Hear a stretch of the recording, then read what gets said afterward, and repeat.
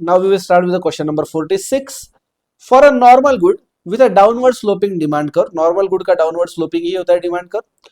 Option A, the price elasticity of demand is negative. Negative तो होगा ही नहीं, क्योंकि निगेटिव कब रहेगा? अच्छा, प्राइस इलास्टिसिटी तो निगेटिव रहेगा भी नहीं. The income elasticity of demand is negative. Income elasticity भी निगेटिव रहेगा नहीं, तो प्राइस इलास्टिसिटी कभी निगेटिव होता ही नहीं है. आपको याद है ना, प्राइस इलास्टिसिटी के अंदर अपन निगेटिव साइन को इग्नोर कर देते हैं ना. निगेटिव साइन को क्या करते हैं अपन? इग्नोर कर देते हैं. और इनकम इलास्टिसिटी निगेटिव कब रहेगी? ये रहेगी इन्फेरियर गुड्स के केस में. तो यहाँ पे जो ऑप्शन दे, मतलब यहाँ पे क्वेश्चन जो पूछा है वो नॉर्मल गुड का है, तो ए इज द रॉन्ग ऑप्शन. फिर नेक्स्ट जाते हैं बी. बी बोल रहे थे price elasticity of demand is positive. Price elasticity positive है, करेक्ट. हाँ. The income elasticity of demand is negative. Income elasticity भी निगेटिव नहीं रहनी चाहिए, बराबर, क्योंकि गुड तो नॉर्मल है. The price elasticity of demand is positive. The price elasticity of demand is positive. The income elasticity of demand is also positive. And the price elasticity of demand is negative. The income elasticity of demand is positive. देखना, अभी इसके case में अपने को चाहिए कि income elasticity जो है, इनकम इलास्टिसिटी ये रहनी चाहिए आपकी पॉजिटिव, कंपल्सरी. अब बात आएगी सिर्फ प्राइस इलास्टिसिटी. प्राइस इलास्टिसिटी, अब सबसे पहले इनकम इलास्टिसिटी पॉजिटिव वाले ढूंढ लेते कौन से ऑप्शन है, ठीक है. तो इनकम इलास्टिसिटी निगेटिव है, ये तो गया. यहाँ पे income elasticity demand is positive, ये रह सकता है आंसर. ये एक पॉजिटिव वाला ये रह सकता है. तो ए और बी तो रहेगा ही नहीं, क्योंकि यहाँ पे भी ये निगेटिव है, तो इसके लिए ये भी नहीं रहेगा. अब सी और डी के अंदर the price elasticity of demand is positive, the income elasticity of demand is positive. Actually ये सही है आंसर, सी एक्चुअल में सही है आंसर.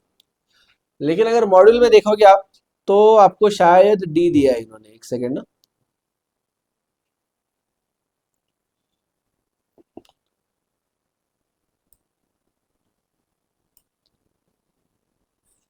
फोर्टी सिक्स, हाँ 46 का इन्होंने डी दिया है, देख लो यहाँ पे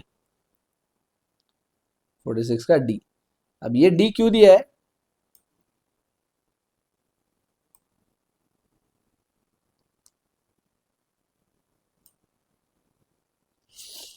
हाँ, डी क्यों दिया है इन्होंने? The price elasticity demand is negative. तो एक्चुअली प्राइस इलास्टिसिटी का आंसर माइनस आएगा, क्योंकि प्राइस और डिमांड ये हमें इसका डायरेक्ट रिलेशन नहीं रहता. प्राइस ऊपर गई तो डिमांड नीचे आएगी, प्राइस नीचे गई तो डिमांड ऊपर जाएगी. इसके लिए आंसर इसका हमेशा निगेटिव में आता है. प्राइस इलास्टिसिटी कैलकुलेट करते टाइम पे भी हमने 100 जगह पढ़ लिया कि निगेटिव को इग्नोर करो, निगेटिव को इग्नोर करो, निगेटिव को इग्नोर करो. एक्चुअल में सी आना चाहिए, बट यहाँ पे इन्होंने डी दिया है, तो अभी डी के लिए राइट कर देंगे अपन इसको. बट सही में देखा जाए तो प्राइस इलास्टिसिटी आंसर तो माइनस में आएगा, वो कोई बात नहीं है. न्यूमेरिकल कैलकुलेशन करोगे तो नंबर माइनस में आएगा, लेकिन वहां पे दिया है ना उन्होंने कि निगेटिव को आप इग्नोर करो, ठीक है. बट इस टाइप का अगर ये वाला क्वेश्चन आ गया, तो आप प्लीज इसको डी कर देना. अगर एग्जाम में आता है ये क्वेश्चन, तो इसको डी कर दो, क्योंकि इंस्टीट्यूट अपने हिसाब से ही चलती है, करेक्ट. श्योर. नेक्स्ट देखो, क्योंकि प्राइस इलास्टिसिटी के अंदर पॉजिटिव और निगेटिव ऐसे कंसेप्ट ही नहीं है. आप पूरा मॉड्यूल छान मार के देख लेना, प्राइस इलास्टिसिटी के अंदर निगेटिव पॉजिटिव कंसेप्ट है ही नहीं. वहां पे सीधा सीधा इन्होंने दिया है कि निगेटिव को आप सीधा सीधा इग्नोर ही कर दो. तो एक्चुअली प्राइस इलास्टिसिटी 99% ये क्वेश्चन आएगा ही नहीं एग्जाम में, क्योंकि मॉड्यूल में ठीक है छप गया. एग्जाम में ऐसे कंफ्यूजिंग क्वेश्चन आते ही नहीं. एग्जाम में ऐसे क्वेश्चन आएंगे जो आपको करेक्ट और परफेक्ट एक ही आंसर लिख पाओगे आप, ऐसे क्वेश्चन आएंगे. तो 99% ये आएगा ही नहीं क्वेश्चन. गलती से आ गया तो आप वहां पे डी कर देना इसको, ठीक है. आ गया ध्यान में? तो यहाँ पे थोड़ा सा कॉन्सेप्चुअल प्रॉब्लम. इलास्टिसिटी का मॉडल भी देख लो. मैंने भी जो पढ़ा है आपको, तो नोट्स लिख के दिया, उसके साथ साथ में मॉडल में भी पढ़ाया मैंने आपको. तो मॉडल के अंदर भी आप देख लेना, वहां पे भी उन्होंने क्लियरली लिखा है कि निगेटिव साइन को आप इग्नोर कर दो, कोई उसको कंसिडर करने की जरूरत नहीं. निगेटिव साइन अपन सिर्फ दो जगह कंसिडर करते हैं, एक तो क्रॉस प्राइस इलास्टिसिटी में और इनकम इलास्टिसिटी में. और वहां पे भी निगेटिव साइन को इलास्टिसिटी से कोई वास्ता नहीं है. इलास्टिसिटी अपना जीरो, जीरो से ज्यादा वन, मतलब जीरो से ज्यादा, वन से कम, एग्जैक्टली वन, या वन से ज्यादा, या इन्फिनिटी. यही हमारे सिर्फ टाइप है इलास्टिसिटी की. कहीं पे भी आप टाइप ऑफ इलास्टिसिटी देखो, डिमांड के अंदर जो दो तीन टाइप की elasticity, price cross price elasticity, income elasticity, advertisement elasticity, वहां पे कहीं पे भी देख लो, या इवन सप्लाई इलास्टिसिटी में देख लो, कहीं पे भी निगेटिव में इलास्टिसिटी आ रही है तो उसका इंटरप्रिटेशन कहीं पे भी दिया ही नहीं, करेक्ट। निगेटिव इलास्टिसिटी का इंटरप्रिटेशन कहीं दिया नहीं, वो टाइप कंसिडर ही नहीं कर रहे। प्राइस इलास्टिसिटी में तो इग्नोर ही कर दो बोल रहे डायरेक्टली, सिर्फ क्रॉस प्राइस इलास्टिसिटी में और इनकम इलास्टिसिटी दो जगह कंसिडर कर रहे हैं, बट वहां पे भी निगेटिव साइन कंसिडर सिर्फ इसलिए करना है just to understand the type of good, कि वो कॉम्पिटिंग गुड्स है या कॉम्प्लीमेंट्री है या फिर वो नॉर्मल है या इंफीरियर, सिर्फ उसके लिए आप निगेटिव साइन कंसिडर करो। इलास्टिसिटी तो नंबर पॉजिटिव ही रहेगा, करेक्ट। ठीक है, ऐसा होता है कहीं ना कुछ थोड़ा सा इश्यूज आते ही। हमारे टाइम पे तो बहुत ज्यादा स्पेलिंग मिस्टेक्स और ये सब हुआ करते थे, अभी फिर भी बहुत अच्छा है। ठीक है, चलो अभी देखते हैं question number 47। An increase in the supply of a good is caused by, increase in the supply of good, supply के अंदर इंक्रीज क्यों आएगा? ऑप्शन ए है improvement in its production technology, production की टेक्नोलॉजी बढ़ गई, सप्लाई बढ़ेगा। Fall in the price of other good which can be produced using the same inputs, तो बाकी रिलेटेड गुड्स की प्राइस अगर कम हो गई तो ये अपने गुड्स का सप्लाई बढ़ेगा क्योंकि अपने इसमें प्रॉफिट ज्यादा रहेगा, तो ये भी एक तरीके से सही है। Fall in the price of factors of production, cost कम हो जाएगी तो आपका सप्लाई बढ़ जाएगा, ये भी सही है। मतलब all of the above, option D is the right option. Question number 47 option D is the correct option. ठीक है, नेक्स्ट देखो question number 48। Elasticity of supply refers to the degree of responsiveness of supply of a good to change in its price. यहाँ पे तो कोई confusion का यही नहीं है, कंफ्यूजन कोई गुंजाइश ही नहीं है, सीधा सीधा प्राइस को टिक कर देंगे अपन। Question number 49। A horizontal supply curve, यानी कि ऐसे हॉरिजॉन्टल, ऐसा horizontal supply curve parallel to the quantity axis, quantity axis मतलब एक्स, यहाँ पे क्वांटिटी बताते हैं ना अपन और यहाँ पे प्राइस होता है, right. Quantity axis implies that the elasticity of supply is, change क्या हो रहा है मुझे बताओ, सबसे पहले मुझे बताओ चेंज क्या हो रहा है। यहाँ पे 3 पॉइंट ले लो, ए बी सी, चेंज क्या हो गया? क्वांटिटी चेंज हो गई, करेक्ट। क्वांटिटी चेंज हो गई, प्राइस सेम, मतलब percentage change in quantity supply divided by percentage change in price के अंदर मेरी क्वांटिटी सप्लाई 10%, 20% या 30% चेंज हो रही है, लेकिन प्राइस का 0% चेंज है। जब डिनोमिनेटर 0 होता है तो आंसर होता है इन्फिनिटी, करेक्ट, आंसर होता है इन्फिनिटी। तो question number 49 option B is the right option, correct. चलो, and the last question of this video, we will start with question number 50. Contraction of supply is the result of, option पढ़ने से पहले मुझे बताओ contraction of supply क्या होता है? जब प्राइस कम हो जाएगी, करेक्ट, जब प्राइस कम हो जाएगी।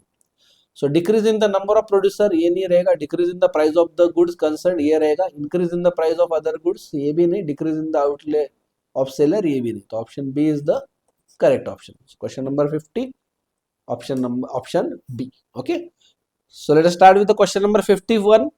Conspicuous goods are also known as prestige goods, snob goods, Veblen goods, या क्या बोलते हैं इसको? conspicuous goods को बोलो, सिंपल है, हमने नोट्स में लिखा है सब कुछ, यहाँ पे कोई एक्सप्रेशन की जरूरत नहीं है। All of the above, conspicuous goods को सारे के सारे ही नाम है, प्रेस्टीज भी बोलते हैं उसको, स्नॉब भी बोलते हैं, वेबलन भी बोलते हैं इसको। तो all of the above, option D is the correct option for 51। Question number 52। The quantity purchased remains constant irrespective of the change in income, correct. Quantity purchase remains constant irrespective of the change in income, this is known as, क्या बोलते हैं इसको? Zero income elasticity. Zero effect आ रहा है ना, quantity supplied पे कोई इफेक्ट ही नहीं आ रहा है। Percentage change in quantity demanded divided by percentage change in income, तो इसमें जीरो जीरो इफेक्ट आ रहा है, करेक्ट। इनकम कितना भी चेंज होने दो, 10%, 20% या 30%, ऊपर कोई चेंज नहीं आ रहा है, तो zero income elasticity. So question number 52 option C is the correct option.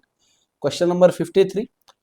As income increases, the consumer will go in for superior goods and consequently the demand for inferior goods will fall. बराबर है ना, जैसे जैसे income बढ़ता है वैसे वैसे inferior goods की डिमांड फिर एक टाइम के बाद में नीचे आ जाती है। This means inferior goods have negative income elasticity. इसको भी कोई ज्यादा डिस्कस करने की जरूरत नहीं है, correct. Option B is the correct option. Question number 54। When income increases, the money spent on necessaries of life may not increase in the same proportion. Necessaries के ऊपर इतना इम्पैक्ट नहीं आता है, बराबर। This means, इसका मतलब क्या होगा? Income elasticity of demand is zero, zero तो नहीं आएगी, कुछ ना कुछ इफेक्ट आएगा। एकदम से इफेक्ट आ ही नहीं रहा है ऐसा नहीं होगा, there will be some effect. Income elasticity of demand is 1, 1 कब आएगा? जब इनकम जितने प्रपोर्शन से चेंज हो रहा है उतने ही प्रपोर्शन से डिमांड चेंज हो रही है, वैसे भी नहीं होगा, वन भी नहीं आएगा। Income elasticity of demand is greater than one, ना ये होगा लग्जरी के केस में, ये नेसेसिटी के केस में नहीं होगा। Income elasticity of demand is less than one, yes it will be less than one, ये करेक्ट है, option D is the right option. Question number 55, the luxury goods like jewellery and fancy article will have low income elasticity of demand, high income elasticity of demand, zero income elasticity, none of the above. तो this will be B, high income elasticity of demand. Luxury case में high होगा, necessity के case में लो होगा, correct. Now we will start with the question number 56. A good which cannot be consumed more than once is known as, एक से ज्यादा बार उसको consume नहीं किया जा सकता, सिंपल है, नॉन ड्यूरेबल गुड्स। ड्यूरेबल मतलब क्या होता है, वॉशिंग मशीन हो गया, फ्रिज हो गया, कंप्यूटर, लैपटॉप, जिसको एक बार परचेस करते हो बार बार यूज करते हो। नॉन ड्यूरेबल मतलब फूड आइटम, सीधा सीधा पकड़ लो, एक बार खा लिए कैडबरी खत्म हो गई, वापस से नहीं खा सकते उसको, right. So question number 56 B is the right option. Question number 57, a relative price is price expressed in terms of money, what you get paid for babysitting your cousin, ये तो कुछ है ही नहीं, संबंध ही नहीं इसका। The ratio of one money price to another and equal to a money price, तो ये भी नहीं आएगा, और price expressed in terms of money भी नहीं आएगा, ये तो सिंपल प्राइस हो गया। रिलेटिव प्राइस मतलब ये होता है the ratio of one money price to another, ठीक है। चलो question number 58, a point below the budget line of a consumer, below the budget line of a consumer represents a combination of good which cost the whole of consumer income, नहीं below है ना, देखो budget line के ऊपर जो point होगा, budget line के ऊपर it will be exactly equal to consumer's budget, budget line के बाहर जो होगा it will be greater than consumer's budget, और जो बजट लाइन के अंदर होगा it will cost lesser than the consumer budget, तो लेसर वाला ऑप्शन ढूंढो। Represents a combination of goods which cost less than the consumer's income, तो option B is the right option. Question number 58 option B। फिर भी बाकी पढ़ लो C और D। C वाला represents a combination of good which is unattainable to the consumer given his her money income, and option D represents a combination of good which cost more, तो दोनों भी C और D दोनों भी बता रहे कि कॉस्ट ज्यादा है बजट कम, तो ये actually below the budget line है ना, बिलो मतलब कॉस्ट होगी कम। नेक्स्ट देखो question number 59, demand is the desire of a commodity given it's price and those of related commodities, सिर्फ डिजायर है क्या, सिर्फ डिजायर नहीं होता है, करेक्ट। इसके केस में और भी चाहिए कुछ, डिजायर के साथ साथ एबिलिटी भी चाहिए, विलिंगनेस भी चाहिए। नेक्स्ट पढ़ो option B, the entire relationship between the quantity demanded and the price of a good, other things remaining the same, yes this is the correct option कि क्वांटिटी डिमांडेड और price का relation है। C willingness to pay for a good if income is larger enough, willingness आ रहा है, सिर्फ Dzire की बात ही नहीं हो रही है यहाँ पे, correct. And option D is ability to pay for a good, यहाँ पे ना डिजायर की बात हो रही है ना विलिंगनेस की बात हो रही है, तो option B is the right option.